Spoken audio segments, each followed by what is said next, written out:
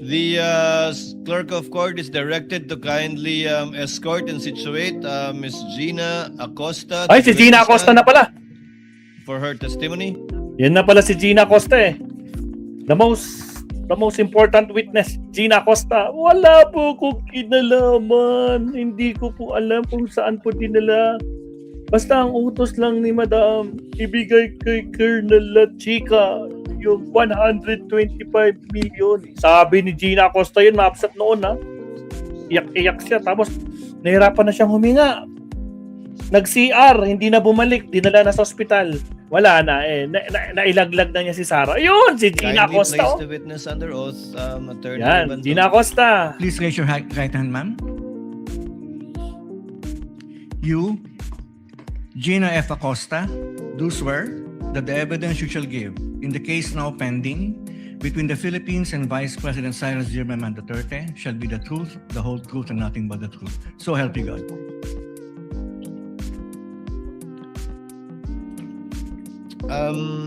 Miss Gina, and also for the information of the counsel for the parties, we have on hand a nurse from the Senate and on call the doctors of the Senate. Given that May nurse pa? in the last appearance of Miss Gina before the House, I believe medyo tumaas po yung presyon ninyo. Oh, Tomas yung So we're just bibi niya. exercising some precautions with respect to this, but please try to be relaxed, ma'am. Attorney Libutan, Kinakabahan your siya. witness. Thank Kindly you. make an offer.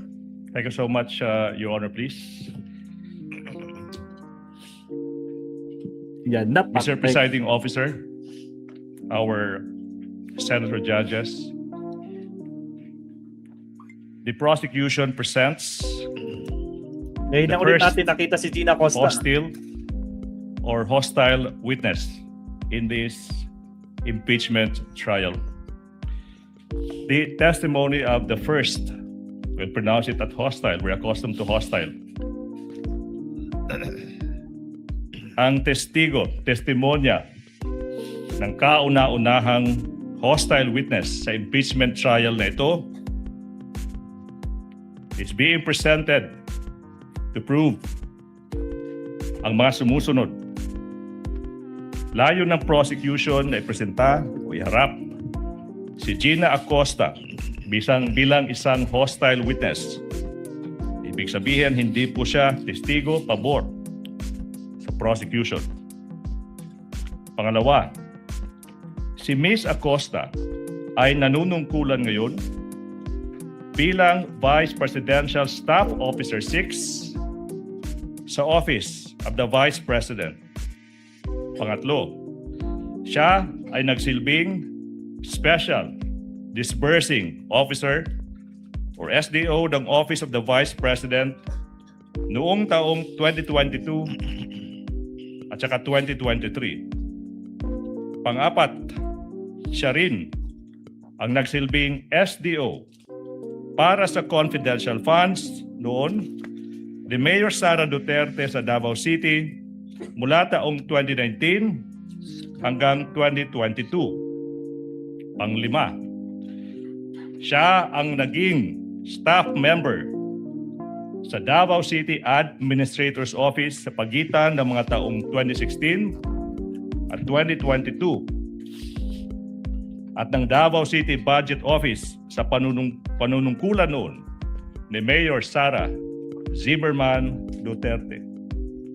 Pang-anim, sa last quarter o huling 3 buwan ng 2022, ginastos ng OVP or Office of the Vice President ang halagang 125 million pesos na confidential funds sa loob lamang ng 11 araw sa ilalim at pamamahala at pangangasiwa ng Vice Presidente nang walang liquidation, nang hindi kumpleto o walang sapat na dokumento na nagpapatunay sa pagbabayad. Pang-7, pang-8, Inatasan ng Vice Presidente ang witness na i-encash ang kabuuhang halaga na 500 million pesos or kalahating bilyon noong ika-20 ng Disyembre 2022, ika-6 ng Pebrero, ika-25 ng Abril, at ika-14 ng Hulyo 2023. I skip number 7, sorry. Sa tatlong 3 quarters ng 2023, ginastos ng OVP ang halagang 375 million na confidential funds sa ilalim ng pamamahala at pangangasiwa ng Vice Presidente nang walang liquidation, nang hindi wastong liquidation rather, nang hindi kompleto o walang sapat na mga dokumento na nagpapatunay sa pagbabayad. Let's go to number 9. Ang lahat ng confidential funds na inilaan sa OVP ay na-withdraw in cold cash na nagkakahalagang kalahating bilyong piso noong December 20, 2022, February 6, April 25, at July 14, 2023. Pang-10, inutusan ni VP Sara na ibigay ang kabuuhang 500 million pesos, 500 million pesos in cold cash sa security officer ng OVP na si Colonel Lachica na hindi isang accountable officer, isang paglabag sa batas. Sa Joint Circular 2015-01, pang-11, ang ginagawang disbursements ng confidential funds sa ilalim ng Office of the Vice President.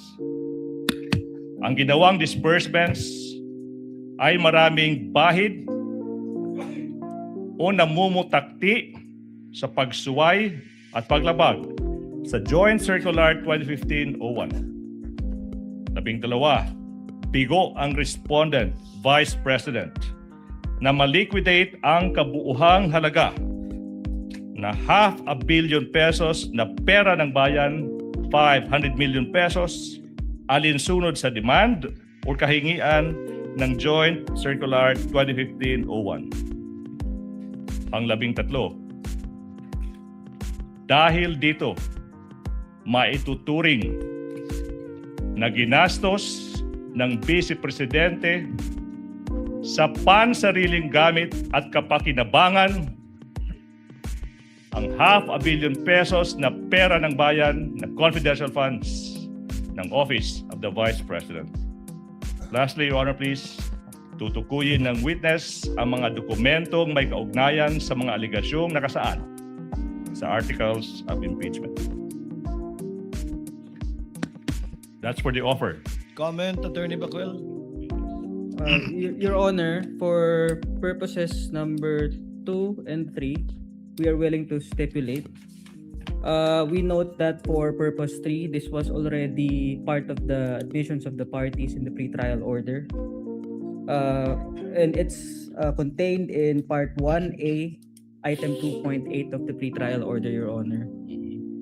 For purpose number 4 Shout and out, 5, shout out. as regards the confidential funds in Davao BMA City Sarapor, and the shout out. position of the witness as STO of Davao City, we would like to object on the ground of irrelevance, Your Honor, considering that for the simple reason that the confidential funds in Davao City are not part of the allegations in the articles of impeachment. So there's really no fact in issue to be proved by the testimony of the witness, Your Honor. And for all the other purposes, Your Honor, Parang kinakabahan tong these are attorney ni subject Sara. to examination. What does Attorney Ligutan say with respect to counsel's stipulation to your second and third offer? The stipulation is well taken, Your Honor, please. So therefore, it is established na si Ms. Acosta ay ngayon nanunungkulan bilang Vice Presidential Staff Officer 6, saka nagsilbi siyang Special Disbursing Officer noong taong 2022 saka 2023. However, Your Honor, please, yung punto na walang relevance, yung naging pagsisilbi as SDO para sa confidential funds mula 2019 saka 2022, saka I think yun, di ba? Your Honor, please, we beg to disagree. It is very much relevant in today's proceedings. Considering, Your Honor, please, that it is her experience as the SDO of Davao City in those inclusive years that led the Vice President to also bring her to the office of the Vice President and do the things they did in Davao City, this time with the money of the office of the Vice President. That is very much relevant to the prosecution's case, Your Honor, please. Yes, May I relevant. respond, Your Honor? Yes, before the presiding officer makes a ruling, counsel. Yes, Your Honor. The rebuttal presented by the prosecution is Mismatch to, wrong, mismatch. considering that there's no such allegation in the articles of impeachment, Your Honor. Moreover, Your Honor, it is clear in the ruling of the Supreme Court in Duterte versus House of Representatives that the basis of any charge must be for acts committed in relation to the impeachable office and within the term of the impeachable officer, Your Honor. Your Honor, can I make a quick rebuttal to the last point? No need, counsel. The presiding officer will make a ruling. The court will allow it, given that it is for the purpose of establishing pattern and/or behavior on the part of the witness. But to be clear, that whatever she says with respect to acts committed by her in relation to the Vice President now, while she was a mayor in Davao City, is not part of this impeachment trial and will not in any way add to the charges that has been filed and are pending before this court under the 4 articles of impeachment, as previously ruled by the chair in previous requests for subpoena, for example.